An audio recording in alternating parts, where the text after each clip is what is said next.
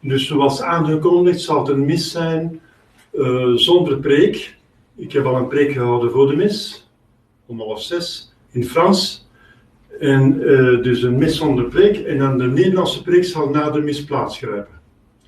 Zo wordt niemand opgehouden door een taal die hij niet kent. Voilà, ik denk dat dat de beste oplossing is. Dank u. Voilà, donc la messe sera sans sermon, parce que le sermon est déjà dit en français avant la messe.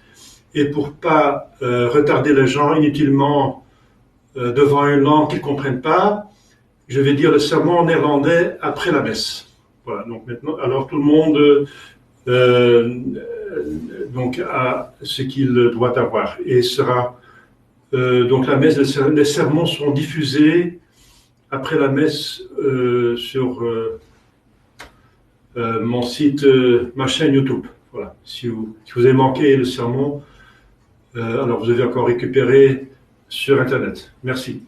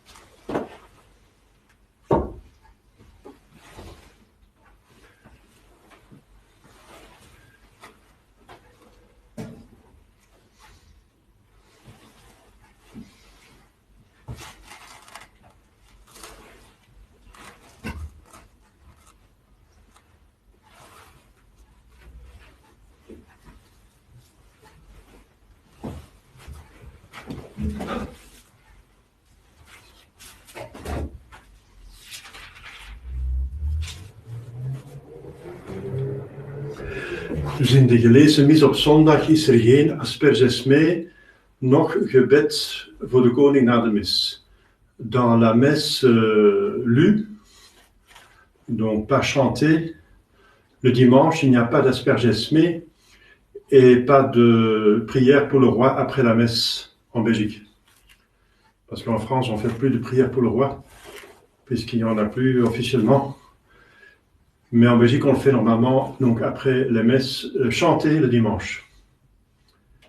It is a low mass, so there is no asperges made before the mass, and no prayer for the king after the mass. It's only after sung mass, high mass on Sunday. Thank you.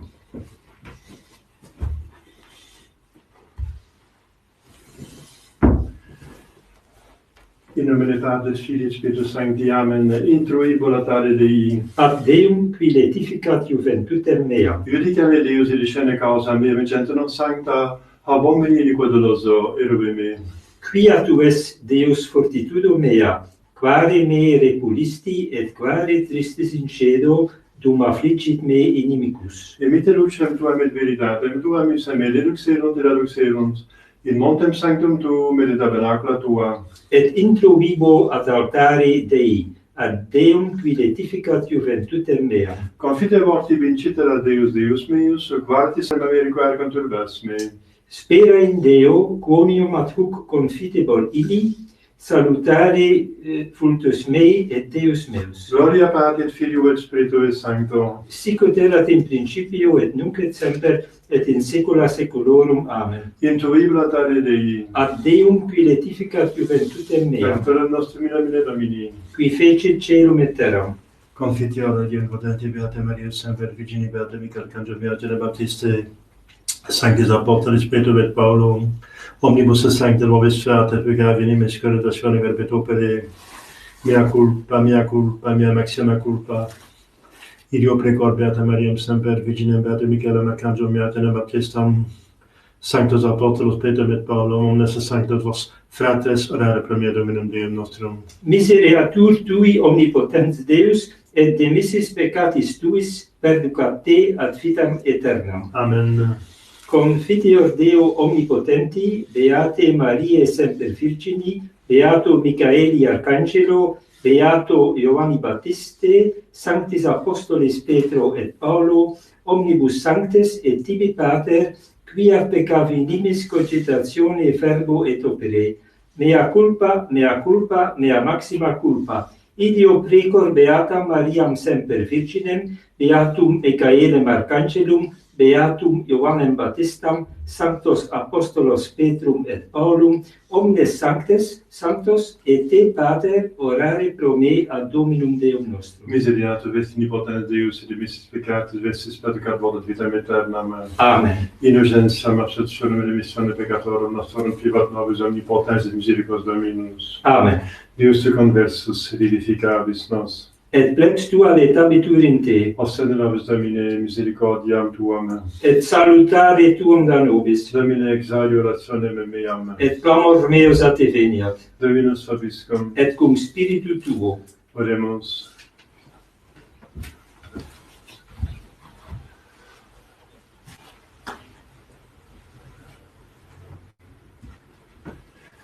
Laetare Ierusalem et conventum facite omnes qui diligitis eam, gaudete cum Laetitia qui interstitia fuistis, ut exultetis et satiemini a puberibus consolationis vestre. Laetatus hominis qui dicta sunt mihi, in domum Domini ibimus. Gloria Patri et Filio et Spiritu Sancto, sic ut erat in principio nunc et semper et in saecula saeculorum. Amen. Laetare Ierusalem et conventum facite omnes qui diligitis eam, gaudete cum Laetitia qui interstitia fuistis, ut exultetis et satiemini a puberibus consolationis vestre. Kyrie eleison. Kyrie eleison. Kyrie eleison. Christe eleison. Christe eleison. Christe eleison. Kyrie eleison. Kyrie eleison. Kyrie eleison. Dominus vobiscum. Et cum spiritu tuo. Oremus. Concede quesumus omnipotens Deus, ut qui ex merito nostre actionis affigimus, tue gratiae consolatione respiremus, per Dominus Christus Filium Tuum, qui te confici Trinitate Spiritus Sancti Deus, per omnia saecula saeculorum. Amen. Lex episte beati Pauli apostoli Galatas. Frates scriptum est, quoniam Abraham duos filios abuit, unum de ancilla et unum de libera. Sed qui de ancilla secundum carnem natus est, qui autem de libera per repromissionem, qui sunt per allegoriam dicta. Hec enim sunt duo testamenta, unum quidem in monte Sina in servitutem generans, que est Agar, Sina enim mons est in Arabia, qui conjunctus est ei, que nunc est Jerusalem, et servit cum filii suis. Illa autem que sursum est Jerusalem libera est, qui est mater nostra. Scriptum est enim letare sterilis que non paris, erumpe et lama que non parturis, quia multi filii deserte magis quam eius que abet virum. Nos autem frates secundum Isaac promissionis filii sumus. Sed quomodo tunc isse qui secundum carnem natus fuerat, persequebatur eum qui secundum spiritum ita et nunc. Sed quid dicit scriptura? Eice ancillam et filium eius, non enim heres erite filius ancille cum filio libere. Itaque, frates, non sumus ancille filii, sed libere. Qua libertate Christus nos liberavit. Deo gratias. Laetatus hominisque dictas sunt mihi, in domum Domini ibimus. Fiat pax in virtute tua, et abundantia in tedibus tuis. Qui confidunt in Domino sicut mons Sion, non come vivitur in aeternum, qui habitat in Jerusalem. Montes in circuito eius, et Dominus in circuito populi et sui, ex hoc nunc et usque in saeculum.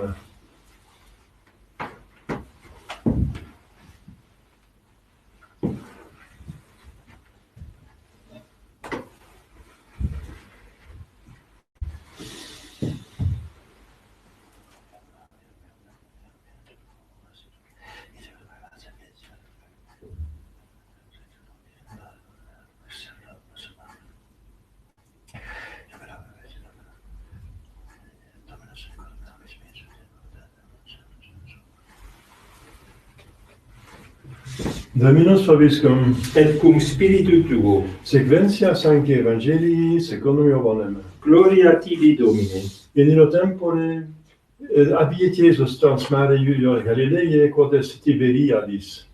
Et sequebatur eum multitudo magna, quia videbant signa, qui facebat superisque infimabantur.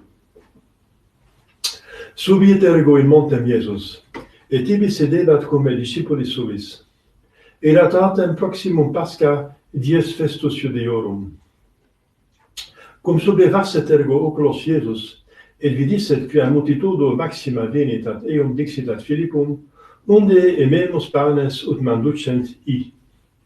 Hoc autem dicebat tentans eum, ipse enim sciebat quid esset facturus. Respondit ei Philippus, ducentorum denariorum panes non sufficiunt eis, ut uns quisque modicum quid accipiat. Dicit ei unus ec discipulis eius, Andreas frater Simonis Petri, est puber unus hic, qui habet quinque panes ordeachos et duos pisces, sed ec quid sunt inter tantos. Dixit ergo Iesus, facite homines discumbere.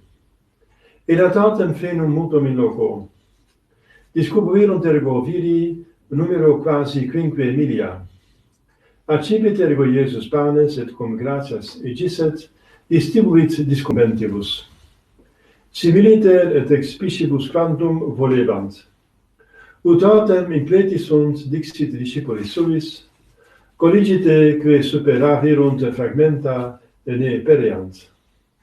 Colligerunt ergo et impleverunt duodecima coffinos fragmentorum, ex quinque panibus ordeaciis, que superfuerunt lis qui manducaverunt. Ili ergo homines cum vidissent quod Iesus fecerat signum, dicebant, quia ices vere profeta, qui venturus est in mundum. Iesus ergo cum connovisset, quia venturi essent uteraperent eum, et facient eum regem, fugit iterum in montem ipse solus. Laus tibi Christe.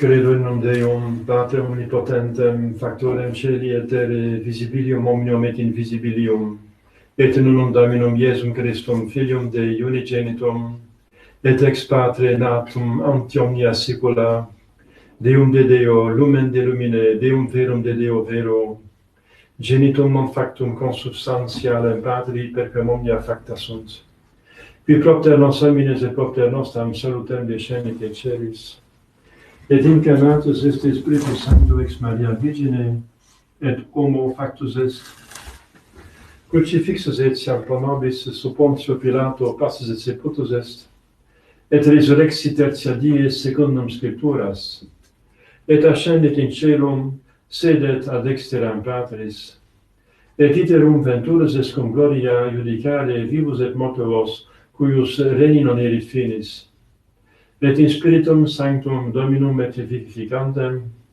qui ex parte filioque procedit, qui cum Pater et Filio simul adorator et glorificatur, qui locutus et per prophetas, et unam sanctam catholicam et apostolicam ecclesiam, confiteor unum baptisme et remissionem peccatorum, et expecto resurrectionem mortuorum, et vitam venturis seculi.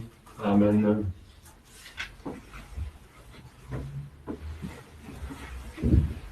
Dominus vobiscum, Et cum spiritu tuo. oremus. Laudate Dominum, quia benignus est, psalite nomine eius quoniam suavis est, omnia qui cumque voluit fecit in cielo et in terra.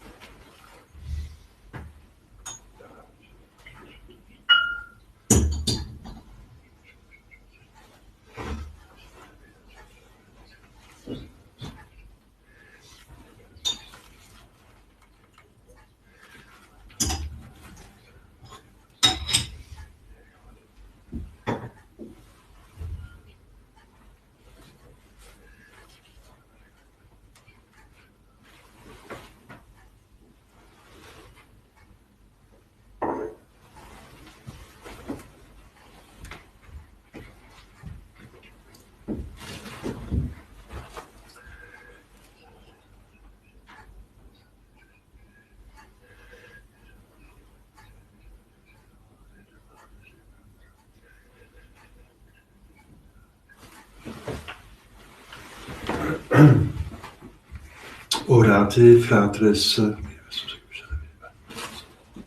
Sucipiat Dominus sacrificium de manibus tuis, ad laudem et gloriam nominis sui, ad utilitatem quoque nostram, totiosque ecclesiae sue sancte.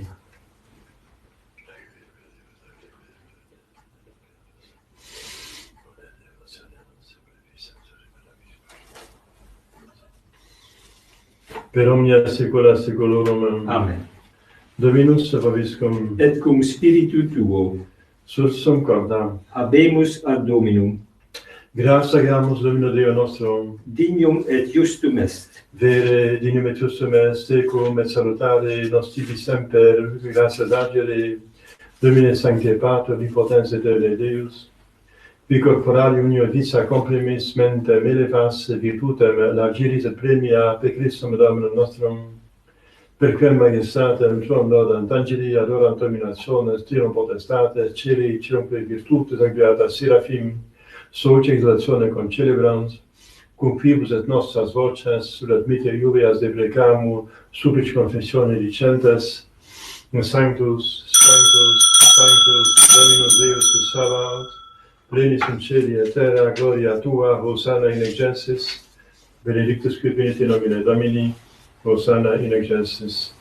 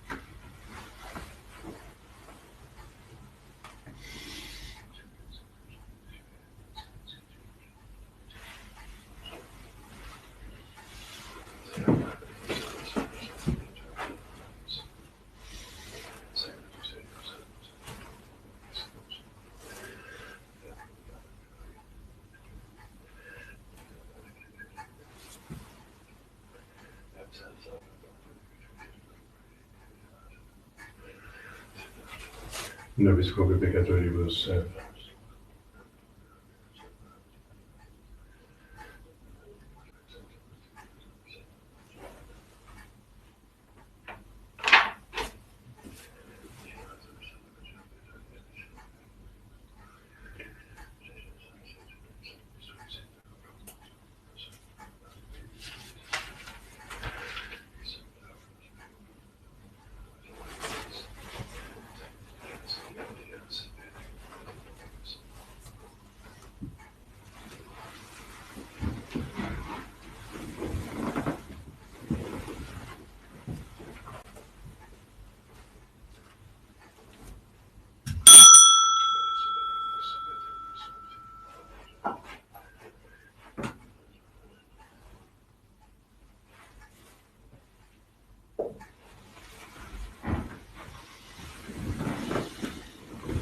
per omnia saecula saeculorum.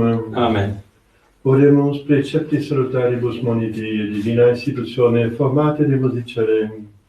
Pater noster, quis in celis, sanctificetur nomen tuum, adveniat regnum tuum, fiat voluntas tua sicut in cielo et in terra. Panem nostrum quotidianum da nobis hodie, et dimitte nobis debita nostra, sicut et nos dimittimus debitoribus nostris, et in nos inducas in tentationem, Sed libera nos a malo.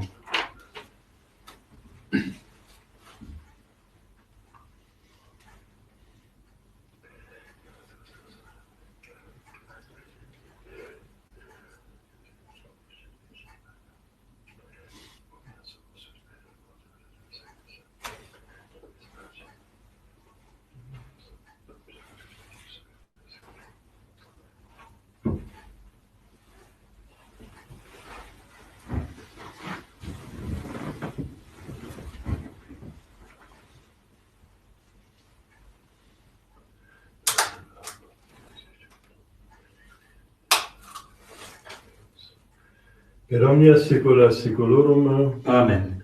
Pax Domini sit semper vobiscum. Et cum spiritu tuo.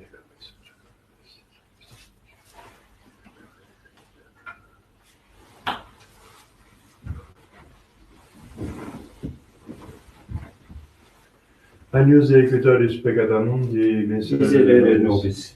Agnus equitoris peccata mundi, Miserere nobis. Agnus equitoris peccata mundi, Dona nobis nobis pacem. pacem.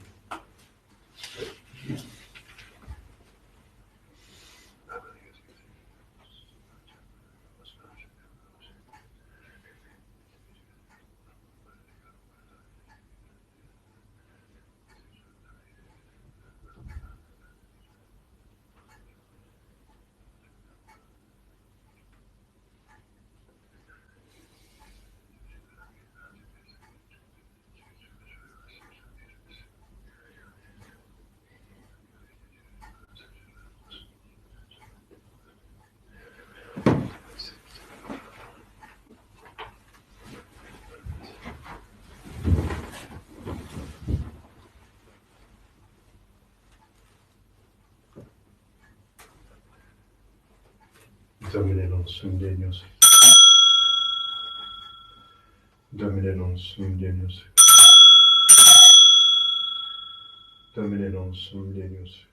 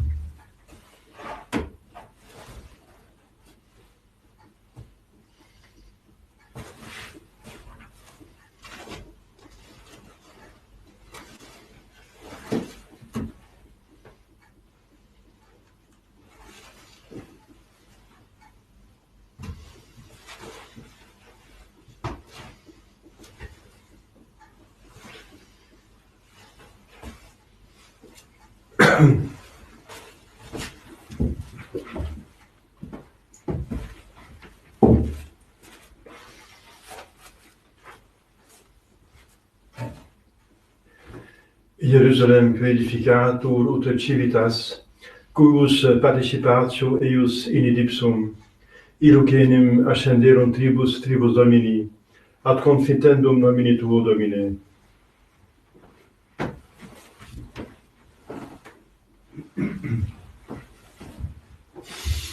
Dominus vobiscum. Et cum spiritu tuo. Oremus. Da nobis quesumus Virgo Deus, ut sancta tua quibus in cessante explemur, sinceris tactemus obsequiis, et fidelis sempermente sumamus. Per Domum nostrum Iesus Filium tuum, qui te convivit et in Trinitate Spiritus Sancti Deus per omnia saecula saeculorum. Amen.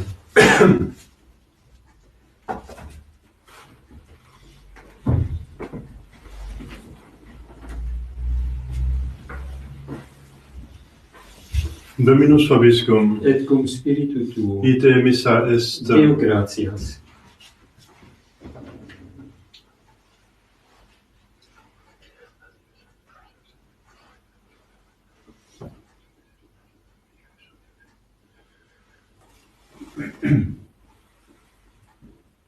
Benedicat vos omnipotens Deus,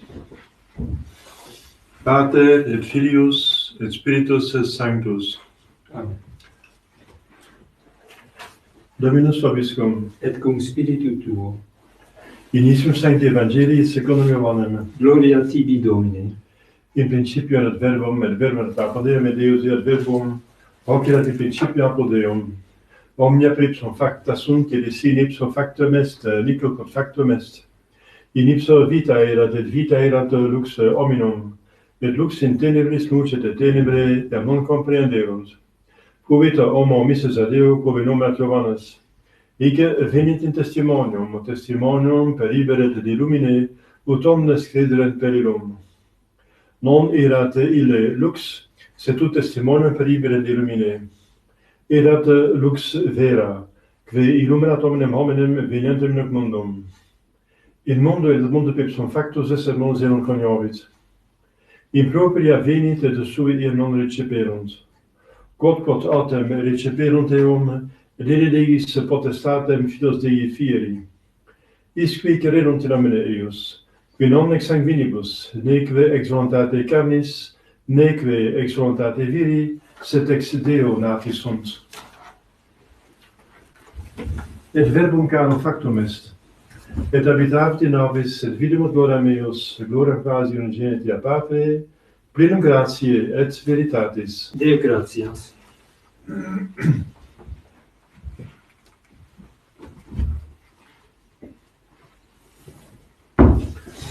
Ave Maria, gratia plena Dominus tecum, benedicta tui mulieribus et benedictus fructus ventris tui, Iesus. Sancta Maria, Mater Dei, ora pro nobis peccatoribus, nunc et in hora mortis nostre. Amen. Ave Maria, gratia plena Dominus tecum, benedicta tui mulieribus et benedictus fructus ventris tui, Iesus. Sancta Maria, Mater Dei, ora pro nobis peccatoribus, nunc et in hora mortis nostre. Amen. Ave Maria, gratia plena Dominus tecum, benedicta tui mulieribus et benedictus fructus ventris tui, Iesus. Sancta Maria, Mater Dei, ora pro nobis peccatoribus, nunc et in hora mortis nostre. Amen. Salve Regina, Mater misericordiae, vita dulcedo et spes nostra, salve. A te clamamus, exules filii Heve. A te suspiramus, gementes et flentes in ac lacrimarum vale. Aia ergo advocata nostra, illos tuos misericordes oculos ad nos converte. Et Iesum benedictum fructum ventris tui, nobis post quisira mostrende. O clemens, o pia, o dulcis Virgo Maria. Ora pro nobis sancta Dei genitrix. Ut digne efficiamur promissionibus Christi. Oremus. Deus effusium nostrum et virtus populum clamante propices et vice, et intercedente glorios de Immaculata Virgine Dei Genitrice Maria, cum beato Iosebius Pontus, ac beata apostolis tuis Petro et Pautribus Sanctis, Quas pro confessione peccatorum, pro libertatis natatione sancti rati lege precede fundimus, misericors et benedictus exaudi, per omnium Christum Domini nostrum. Amen. Sancte Michael Arcangelo, defendem prelio, quod requisam et sigias diabolis presidium, impretire Deus supplices deprecamur, puque principes mystis celestis, Satanos, alios spiritus malignos, que peritionem animam pervegantur in mundo, divina virtute infernum detrude. Amen. Curios sacatissimum, Miserere nobis. Curios sacatissimum, Miserere nobis. Curios sacatissimum. Miserere nobis.